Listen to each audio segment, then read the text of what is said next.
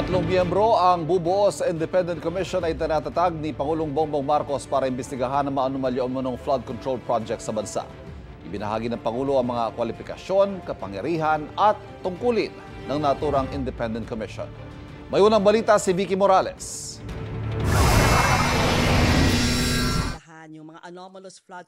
Kay Pangulong Bongbong Marcos na nanggaling, sa susunod na linggo ay aanunsyo na kung sino-sino ang magiging miyembro ng independent body na mag-iimbestiga sa mga flood control project. Wala pang formal name, pero yun ang binubuo namin. Independent Commission para imbestigahan ito nga ang mga lumalabas na anomalya sa mga flood control project.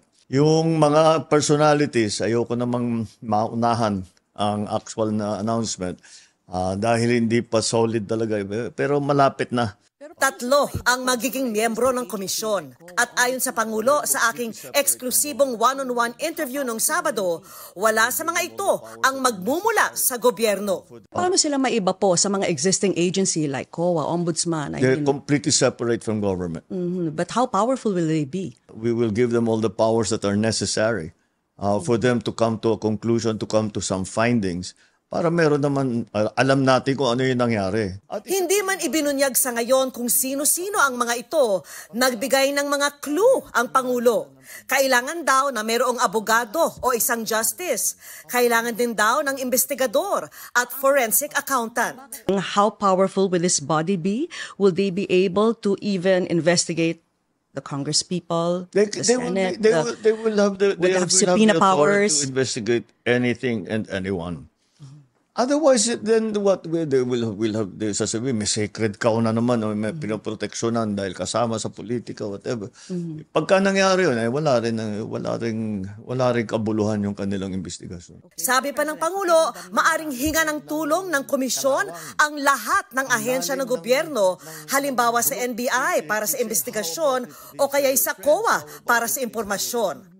Wala raw sasantuhin kahit pa kaalyado o kaanak. I said, we're making an omelet. We're going to have to break some eggs. There's just no way around it. Even if they're relatives as well. Well, who's more important? Your friend? Your political supporter? Or every single ordinary Filipino citizen? Who's more important? To me, it's the Filipino citizen. Nobody is more important than Filipinos. Nobody, not one person is more important. Not me, not anybody is more important. Pero sabi rin ng Pangulo, rekomendatory lamang ang kapangyarihan ng komisyon. Pagkatapos daw nilang suriin lahat ng impormasyong nakuha o nabigay sa kanila, magre-rekomenda kung dapat bang kasuhan o hindi ang isang inimbestigahan. Ang kanilang rekomendasyon pwedeng ibigay sa DOJ o kaya sa Ombudsman para sa paghahain ng kaso. Sabi ng Pangulo, naging malaking tulong ang sumbong sa Pangulo website na hindi lang daw reklamo sa mga flood control project ang nakuha. Since we created the website, we have 12,000 plus already reports that are coming in.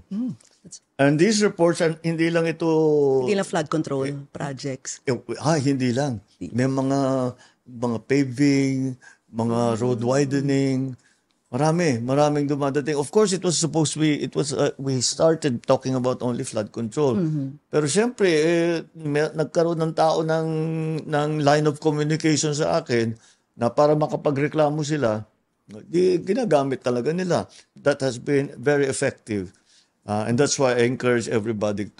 Lahat ng hinihikayat ko kayong lahat. Pagka meron talaga kayong gusto ireklamo ninyo.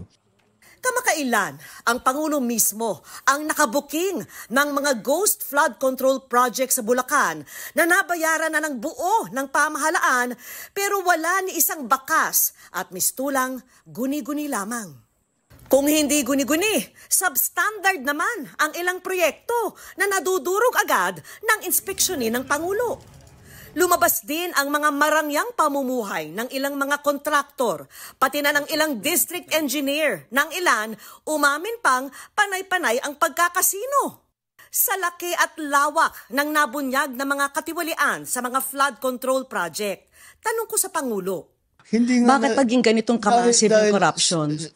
Nung ako'y governor, hindi ganito. At bukod pa sa laki ng halaga ng nakukuha ng kung sino-sino na tao na wala namang karapatan na bulsahin ang pera na yan, bukod pa ron ay hindi nila tinatago.